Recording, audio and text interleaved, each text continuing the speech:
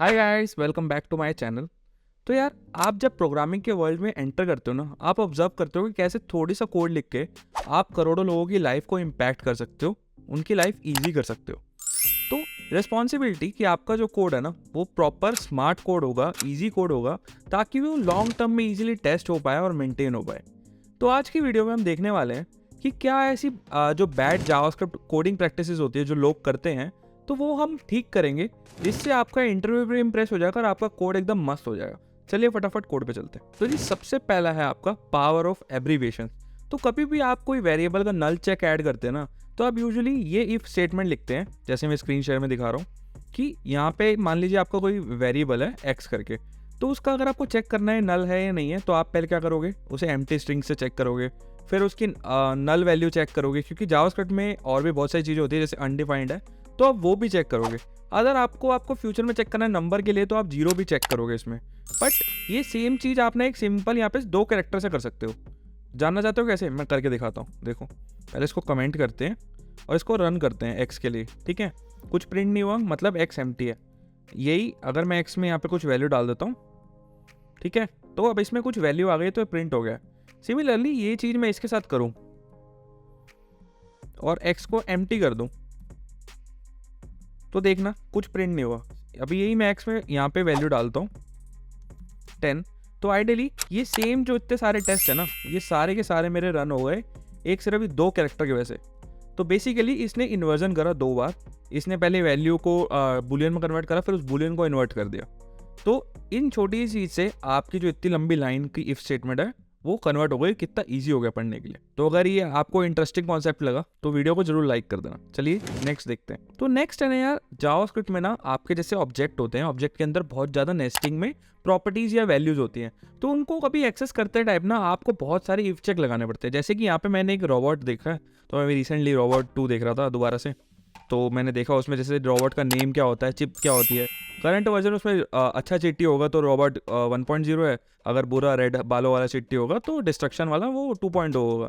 चलो इसे 2.0 ही कर देते हैं। अब अगर आपको चेक करना ना, आपको प्रिंट कराना है किसी रोबोट का करंट वर्जन, तो आपको क्या करना पड़ेगा, आपको पहले इफ स्टेट में रोबोट चेक करना पड़ेगा, फिर चेक करना पड़ेगा उसमें चिप है या नहीं, फिर चिप में आपको करंट वर्जन चेक करना पड़ेगा, उसके बाद उसको जाके आप कंसोल डॉट लॉग करा पाओगे। तो ये तो भाई बहुत ही बड़ा आपका इफ स्टेटमेंट हो गया। अज्यूम कि करंट स्टेटमेंट में आपका 2 लेवल और नीचे होता, चिप के अंदर कुछ और ऑब्जेक्ट होता, उसके अंदर कोई और ऑब्जेक्ट होता और उसके अंदर करंट वर्जन होता, तो आप तो इफ एल्स लगाते ही मर जाते।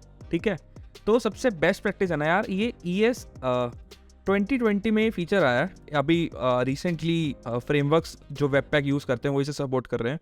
तो अगर यूजुअली रिएक्ट जेएस में काम होता है या एंगुलर व्यू में, तो वहाँ पे आप ये यूज़ कर सकते हैं। तो इसमें क्या होता है ना कि आपकी जो ऑप्शन चेनिंग है ना, आपको इतनी बड़ी स्टेटमेंट लिखने की जरूरत नहीं है। ठीक है, आप सिंपली मैं इसको कमेंट कर देता हूँ, अभी के लिए रहने देता हूँ।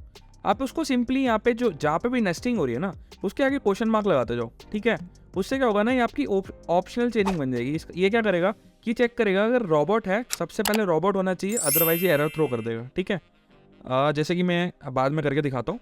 रोबोट के अंदर चिप है तो चिप रिटर्न करेगा, अदरवाइज अनडिफाइंड। सिमिलरली अगर ये अनडिफाइंड रिटर्न करेगा तो इसके बाद ये ऑप्शन चेनिंग में अंदर जाएगा ही नहीं और आपका अनडिफाइंड रिटर्न कर देगा। जैसे रन करके दिखाता है सीधा। ठीक है, ये सपोर्ट नहीं कर रहा है इसे, तो कोई नहीं, सीधा कोड पे आ जाते हैं। तो पहले सिंपल अच्छे वाले कोड को रन करते हैं। ठीक है, पेस्ट कर दिया, रन कर दिया, रोबोट का चिप वर्जन 2.0 प्रिंट हो गया। अब क्या करते हैं जी, सिंपली हम डायरेक्टली प्रिंट कराना चाहते हैं पूरे के पूरे को। ठीक है, 2.0 प्रिंट हो गया ऑप्शन चेनिंग की वजह से। अगर लेकिन मैं इसमें चाहूँ कि करंट वर्जन की जगह मैं कुछ और उठाता हूँ, जैसे कि मैं ये प्रिंट कराता हूँ, एक सेकेंड कॉपी कर लूँ। ठीक है, अब मैंने क्या करा, रोबोट के अंदर ना मैं देखना चाहता हूँ यार चिपसेट है, चिपसेट के अंदर से करंट वर्जन लाओ। अगर मैं बिना ऑप्शनल कंडीशनल की करूँगा तो ये तो एरर थ्रो करेगा, जैसे मैं आपको करके दिखाता हूँ। ठीक है, कि ये प्रॉपर्टी रीड नहीं कर पा रहा, एरर आ गया। बट ये अगर मैंने ऑप्शनल चेनिंग यूज़ करी होती ना यहाँ पे, तो सिंपली आपका अनडिफाइंड हो रहा होता। अगर यही बात अगर मैं बोलूँ कि मैं रोबोट की जगह रोबोट 2 में से पढ़ना चाहता हूँ, तो इसने एरर दे दिया। तो इसकी सिंपल सी एक कंडीशन है कि आपका जो फर्स्ट वेरिएबल है जिसके अंदर आप नेस्टिंग चेक कर रहे हो वो एग्जिस्ट करना चाहिए। तो कभी भी आप रोबोट के लिए इफ चेक जरूर लगाना। तो सिंपली अगर मैं बोलूँ कि आपका स्मार्ट कोड है, तो यहाँ पे आप चेक कर लो, if not robot then return, ताकि नीचे का कोड ब्रेक ना हो आपके फंक्शन में, अदरवाइज सब चिल है। तो अगर फ्यूचर में कभी भी इसकी वजह से आपके 1-2 मिनट बचे तो मुझे बताना, ठीक है। थर्ड, यूजुअली जो लोग सबसे ज़्यादा गलती करते हैं ना फ्रेशर, वो करते हैं यार एपीआई के एरर हैंडलिंग ना करना। और स्पेशली जो नए नए फ्रेशर होते हैं जिन्होंने नए नए अक्षय सैनी भैया की उन्होंने प्लेलिस्ट देखी होती है जावास्क्रिप्ट की, एसिंग अवेट सीख लेते हैं, बट वो ये नहीं सीखते कि यार उनको एरर हैंडलिंग भी करनी ही करनी है। अदरवाइज ऐसा कोड प्रोडक्शन पे कभी ब्रेक हो सकता है जब एपीआई ब्रेक होगी। जैसे कि मान लीजिए ये एक फंक्शन है, एसिंग अवेट का फंक्शन है, गेट मूवीज लिस्ट। ये सिंपली क्या कर रहा है, एक फेच कॉल कर रहा है नेटफ्लिक्स के वालों को कि मुझे मूवीज की लिस्ट दे दो, ठीक है। अवेट लगाओ, यहाँ पे लिस्ट आएगी, रिस्पॉन्स में लिस्ट आ जाएगी। बट व्हाट इफ ये एपीआई फेल हो जाए, तो पता है आपको क्या होगा, आपका एरर एक्सेप्शन थ्रो हो जाएगी। तो हमेशा इसको एसिंग अवेट को लिखने के बेस्ट तरीका है, आप उसको हमेशा ट्राई कैच के अंदर लिखो, ठीक है। 2 तरीके हैं, मैं लिख के दिखाता हूँ। पहले ये है मेथड 1, ठीक है, आपका ये हो गया कैच ई कंसोल डॉट एरर, आपका ये हो गया। अदरवाइज मेथड 2 क्या है ना, आप जब एसिंग अवेट कॉल करा रहे हो ना, तभी उसमें कैच कॉल करा लो ताकि आपका एरर थ्रो ना हो। जैसे आपने ये कॉल कराया तो इसी में आपने कैच कॉल करा दिया, कंसोल डॉट एरर ई। तो इससे कभी भी आपका कोड प्रोडक्शन में ब्रेक नहीं होगा अगर आपकी एपीआई ब्रेक हो रही है तो अगर ये फ्यूचर में आपको हेल्प करे, आपकी ज़िंदगी में जान बचाए, तो मुझे ज़रूर बताना, ठीक है। तो 4 तो सबको पता होगा यार, मार्केट में नया आपका लेट और कॉन्स्ट वेरिएबल आ गया है, वैर आप यूज़ नहीं करना चाहिए। क्यों नहीं करना चाहिए वो आपको विद एग्जांपल बताऊंगा। सबसे पहले वैर का फेलिंग केस बताता हूँ, ठीक है। अभी एग्जांपल देख लो कि मैंने यहाँ पे वेरिएबल बना रखा नेम, ठीक है। अगर मैंने चेक कर रहा हूँ कि नेम मेरा लेवल ऑफ फ्रंट एंड है, जो कि मेरा चैनल है, उसका मैं क्या कर रहा हूँ, उसके अंदर एक और दोबारा से न्यू वेरिएबल बना रहा हूँ नए स्कोप में, जिसको मैं वैल्यू दे रहा हूँ रीच 50 के। बट क्योंकि आपकी वेरिएबल होस्टिंग होती है, ये वेरिएबल भी आपका फंक्शन के ऊपर चला जाएगा, ठीक है, होस्टिंग की वजह से। और ये क्या करेगा, आपका सेम नाम का ना एक ही ग्लोबल वेरिएबल बन जाएगा नेम के नाम से। तो सिंपली जब मैं इसको प्रिंट कराऊंगा ना, आप यहाँ पे ऑब्जर्व करना क्या होगा, ठीक है। आप ये देखो यहाँ पे क्या होगा, इसने 3 बार क्यों प्रिंट करा दे, इंटरनल नीचे भी है क्या, अच्छा तभी, ठीक है। इसको रन करते हैं दोबारा से। तो आपने देखो यहाँ पे क्या हुआ कि एक आपका जो इंटरनल नेम था उसमें आपने वैल्यू अपडेट करी रीच 50 के, तो इंटरनल नेम तो हो गया 50 के। बट इसकी ने ग्लोबल वाले नेम को भी अपडेट कर दिया, क्योंकि इसने यहाँ पे नया नेम बनाया ही नहीं, इसने ऊपर वाले वैर स्कोप में ही जो ग्लोबल स्कोप था उसी में नेम को उठाया और वैल्यू अपडेट कर दी, इसलिए नीचे वाले की भी वैल्यू हुआ है। बट आइडियली क्या होना चाहिए था, अंदर वाले की वैल्यू अलग होनी चाहिए थी, बाहर वाले की वैल्यू अलग होनी चाहिए थी। तो इसलिए मार्केट में लेट और कॉन्स्टेंट आए जो कि आपका function level, block level scope support करते हैं। तो उससे क्या हुआ ना, जो ये प्रॉब्लम सॉल्व हो गई, तो उससे क्या हुआ ना, आपके जो स्कोप वगैरह थे ना वो और ज़्यादा क्लियर हो गए। आपके ब्लॉक लेवल स्कोप में आप अलग कोड लिख पा रहे हो, वेरिएबल डिक्लेयर कर पा रहे हो, वो वहीं तक रहेगा, बाहर तक उसका कोई इफेक्ट नहीं आएगा। दूसरा, ग्लोबल ऑब्जेक्ट नहीं बनते उसकी वजह से। मान लीजिए आप सेम नाम के 2 वेरिएबल बना रहे हो, एक ग्लोबल में भी एक फंक्शन के अंदर भी, तो फंक्शन के अंदर वो इसी स्कोप में रहता है, ग्लोबल में कुछ भी चेंजेस नहीं करता। तीसरा, कभी भी आप उनको रीडिक्लेयर करोगे ना तो वो एरर थ्रो कर देगा, कांस्टेंट अगर आप डिक्लेयर करते हो सेम स्कोप में, तो आपको कभी टेंशन लेने की बात नहीं है। जैसे मैं अगर यहाँ पे क्या करता हूँ, मैं यहाँ पे एक कांस्टेंट ले लेता हूँ। अब मैं क्या करता हूँ, मैं कांस्टेंट को दोबारा से अपडेट करने का ट्राई करता हूँ, ठीक है। मैंने यहाँ पे नेम बना लिया constant level of front end, मैं उसको नाम चेंज कर रहा हूँ यूट्यूब चैनल। तो इसको रन करते हैं, आप देखो यहाँ पे एरर आ गया कि कांस्टेंट वैल्यू को दोबारा आप कुछ असाइन नहीं कर सकते, मतलब उसकी वैल्यू अपडेट नहीं कर सकते, जो कि सही बात है, ठीक है। अब कॉन्स्ट को खोल देते हैं, अब वही जो ऊपर हमने वैर का प्रॉब्लम देखी थी वो करते हैं। हमने यहाँ पे एक और अंदर कांस्टेंट बना लेता हूँ, चलो आपको पढ़ाने के लिए। हमने एक और नेम लिया लेवल ऑफ फ्रंटेड, तो अंदर एक कांस्टेंट बना लिया रीच 50 के, जिसका स्कोप ये ब्लॉक है। अब इस ब्लॉक के बाहर कुछ नहीं होगा, अंदर हम इसको प्रिंट कराते हैं और बाहर वाले नेम को प्रिंट करा लेते हैं, ठीक है। रन करेंगे तो आप यहाँ पे नोटिस करो, यहाँ पे आपका रीच 50 के अंदर वाला स्कोप वाला कांस्टेंट है, यही बाहर वाला जो आपका नेम है उसकी वैल्यू अभी भी लेवल ऑफ फ्रंटेड है। तो यहाँ पे आपको समझ आ गया होगा कि वैर क्यों यूज़ नहीं करना चाहिए। कभी भी बैकग्राउंड में आपके वेरिएबल अपडेट हो जाएंगे सेम नाम की वजह से, दिक्कत हो जाएगी। सिमिलरली आप यहाँ पे दोबारा अगर इसको रीडिक्लेयर करोगे सेम नाम से तो एरर थ्रो कर देगा, तो आपको वो टेंशन लेने की भी जरूरत नहीं है कि एक नाम से 2 वेरिएबल बन गए तो क्या होगा, ठीक है। हेल्पफुल लगा, कभी जान बचाए तो मुझे बताना। फिफ्थ हम देखने वाले हैं, थोड़ा सिली लगेगा सुनने में, बट ये बहुत ही इंटरेस्टिंग होता है जब आपकी जो फाइल है वो 2-3 हज़ार लाइन की हो जाती है, ठीक है, तब ये हेल्प करता है। तो एक नया मैजिक स्ट्रिंग या मैजिक नंबर होते हैं जो कि कोड के अंदर होते हैं, बट अगर उन्हें प्रॉपरली डिफाइंड ना करा जाए ना, जो कि उनका कोई स्पेसिफिक इतना सिग्निफिकेंस नहीं होता, बट वो एक पर्पस के लिए होते हैं। मान लीजिए आप वोटिंग चेक करा रहे हैं कि एक यूज़र वोट कर सकता है या नहीं कर सकता है एज के बेस पे। अब एज की जो लिमिट है 18, मान लीजिए आपने ऐसे कोड में लिख दी कि ठीक है एज 18।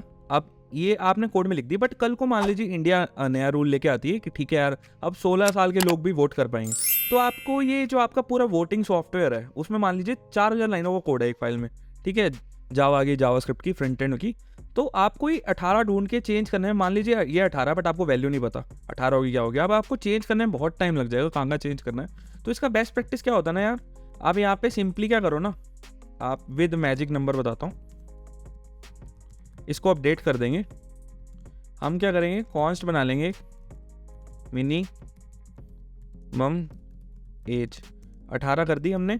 हम सिंपली क्या करेंगे, इस कांस्टेंट को ना यहाँ पे यूज़ करेंगे, कभी भी हम हार्ड कोड नहीं करेंगे, 18 7 जो भी वैल्यू है, जिसकी वजह से कोड को कल को फ्यूचर में चेंज करना हो ना, क्योंकि एक तो इसकी वैल्यू समझ आ रही कि मिनिमम एज है, ठीक है, इसको चेंज करना होगा तो हम कांस्टेंट चेंज करेंगे एक कॉन्फ़िगरेशन फाइल में अलग से रख के, वहाँ हर जगह अपडेट हो जाएगा, तो आपको कभी टेंशन लेने की जरूरत नहीं पड़ेगी, ठीक है। कोड आपका एज इट इज़ काम करेगा। इसको वोट करा के देख लेते हैं, ठीक है भाई, वोट करने देगा नहीं देगा 17 साल के बच्चे को, तो नहीं करने देगा, अगर ये मैं 18 का हूँ तो मेरे को वोट करने देगा, ठीक है। नेक्स्ट देखते हैं। तो जी 6 था आपका ना, एक ऑब्जेक्ट को ही as a single parameter pass करा देना, और उसके अंदर की जो जो कीज प्रॉपर्टीज आप यूज़ कर रहे हो उसके बारे में डिफाइन ना करना फंक्शन को। तो ये नॉर्मल जावास्क्रिप्ट में तो आपका एरर हैंडलिंग करते हो तो चल जाता है, यही टाइपस्क्रिप्ट वगैरह में भी अगर आप प्रॉपर ऑब्जेक्ट को डिफाइन नहीं करते, उसका इंटरफेस वगैरह स्कीमा बना के, तो वहाँ पे कोड आपका ब्रेक हो जाता है अगर जो एक्सपेक्टेड प्रॉपर्टी है उसमें वो चीज़ ना आए। जैसे कि मान लीजिए मैं रोबोट का एग्जांपल ले रहा हूँ, चिट्ठी देखी है मैंने, तो जैसे लिए गेट रोबोट डिटेल्स है, इसमें एक सिंपल रोबोट टाइप का मैंने ऑब्जेक्ट भेज दिया, जिसमें मैं अंदर नेम यूज़ कर रहा हूँ, वर्जन यूज़ कर रहा हूँ, हो सकता है कुछ और भी यूज़ कर रहा हूँ, ठीक है। तो बट मैंने यहाँ पे एक डेमो ऑब्जेक्ट बना लिया रोबोट, अब मैंने कॉल कराया नेम वर्जन, और इसने मैंने कॉल कराया तो इसने मुझे प्रिंट तो कर दिया, ये सही है, अभी मैं इसको सब भेज रहा हूँ तो सही है। बट यही मैं अगर इसको कुछ नहीं भेजूंगा ना, तो मान लीजिए कि कल को इसको स्ट्रिंग वर्जन इसको नंबर में ही चाहिए, क्योंकि ये कुछ उस पर कैलकुलेशन कर रहा है, तो एरर हैंडलिंग में वो फेल हो जाएगा अगर मैं नंबर की जगह उसे नैन भेज दूंगा, नल भेज दूंगा। तो इसलिए टाइपस्क्रिप्ट में क्या होता है ना कि आपको रिकमेंडेड होता है, जावास्क्रिप्ट में भी कोडिंग स्टाइल वही रहता है कि आप ऐसे ना लिख के ना, आप सिंपली आप इसको ऐसे करो यूज़, ठीक है। तो आप उसमें डिफाइन कर दो कि आपको एग्जैक्टली आपके फंक्शन को क्या क्या चाहिए, ताकि ये रीयूजेबल फंक्शन बन जाए, नेम हो, वर्जन हो, ठीक है। अब ये काम तो वैसे ही करेगा यार, अब इसको आपने कॉल कराना है तो robot object dot name, robot object dot version, काम तो ये बिल्कुल वैसे ही करेगा रन करने पे, ठीक है। बट होगा क्या ना, कल को फ्यूचर में मान लो जी मैं इसको कहता हूँ भाई स्ट्रिंग आएगी टाइप, अब ये वर्जन नंबर आएगा, अब कल को मतलब अभी तो मैं ये नंबर की जगह स्ट्रिंग भेज रहा हूँ यहाँ पे, ठीक है, कल को मैं स्ट्रिंग की जगह नंबर भेज देता हूँ, तो मेरा टाइपस्क्रिप्ट या मैंने जो भी जावास्क्रिप्ट का वर्जन कोड एडिटर को चेक करने के लिए टूल यूज़ कर रहा हूँ, तो वो कभी भी अगर गलत डेटा टाइप जा रहा है ना, तो उसी टाइम एरर थ्रो कर देगा कि ठीक है यहाँ पे गलत वैल्यू पास हो रही है तो इसको सही कर लो। तो आपका फ्यूचर में डिबगिंग बहुत आसान हो जाएगी, टेस्ट केसेस में गलत वैल्यू अपने आप ही फिक्स कर लेगा, ठीक है। तो आप डिफॉल्ट भी दे सकते हो, अगर स्ट्रिंग आए तो क्या करना है वो भी इसमें टाइपस्क्रिप्ट में आगे जाके कर सकते हो इंटरफेस में, बट अभी के लिए हम इसको नहीं छेड़ेंगे। बट आप आइडिया समझ गए होगे, राइट, ठीक है, प्रोडक्शन में बैड प्रैक्टिस नहीं करनी कभी। एवं बात कर रहे हैं, ऑलरेडी इंटरव्यू में बहुत ज़्यादा पूछा जाता है, ठीक है, कि यार इक्वालिटी ऑपरेटर और स्ट्रिक्ट इक्वालिटी ऑपरेटर में क्यों कहाँ पे यूज़ करना चाहिए, तो उसके बहुत अजीब अजीब केसेस दिखाता हूँ आपको, ठीक है। ये केस तो आपने हर जगह देखा होगा कि यार एक चीज़ स्ट्रिंग में, एक चीज़ डबल इक्वल टू में, अगर मैं इसको रन करूँगा तो ये तो यार ट्रू बोल देगा, बट ये मैं अगर स्ट्रिक्ट इक्वालिटी टाइप चेकर में करूँगा तो ये फॉल्स बोलेगा। क्यों?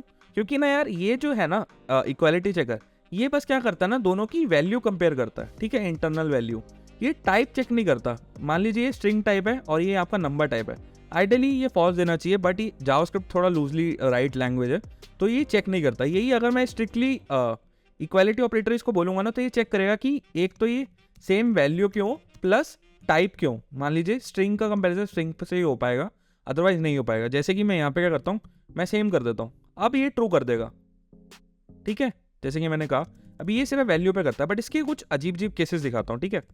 अब मान लीजिए मैं यहाँ पे क्या कर रहा हूँ, एम्प्टी एरे इक्वल टू 0, अब ये तो बिल्कुल ही गलत है, ना ये टाइप है ना वैल्यू है, बट क्योंकि इन दोनों में वैल्यू कोई नहीं है तो ये जब मैं चेक करता हूँ इक्वल टू, तो ये आपको ट्रू दे देगा, बट आइडियली ये आपका नहीं, यहाँ पे फॉल्स आना चाहिए था। जब मैं इक्वल टू लगाता हूँ तभी ये फॉल्स हो पाएगा, समझ रहे हो।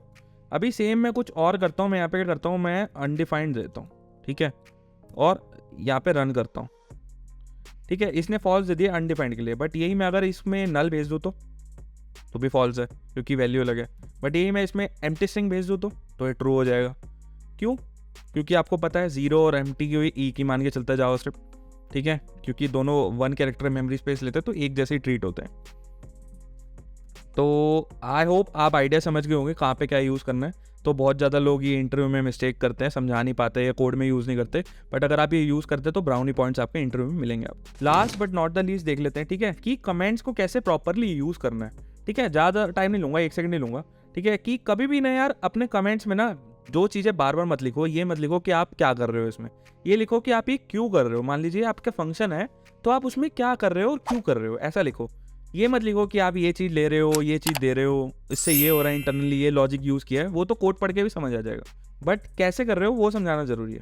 ठीक है, दूसरा है आप जो function, class name, variable name जो भी बनाते हो ना, उनको इतने अच्छे डिस्क्रिप्टिव फॉर्मेट में यूज़ करो कि समझाना ना पड़े कमेंट से।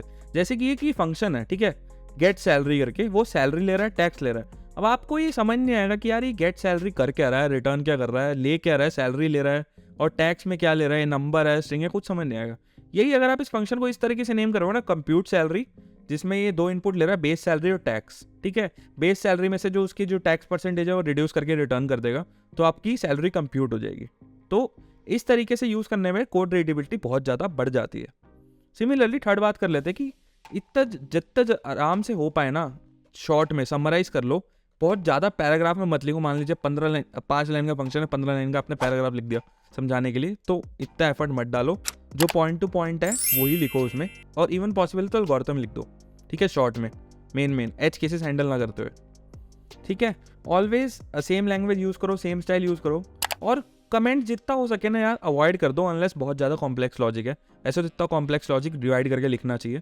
ठीक है, फिर भी अवॉइड कर दो, क्योंकि क्या होता है ना यार, मान लीजिए आपने कल को कुछ चेंजेस कर दिए उसमें, तो कमेंट अपडेट करना लोग भूल जाते हैं, तो अक्सर ये गलतियाँ हो जाती हैं। तो ठीक है, आई होप ये टिप्स आपको अच्छे लगे, आपके बैटरी से इंप्रूव हो जाएंगी।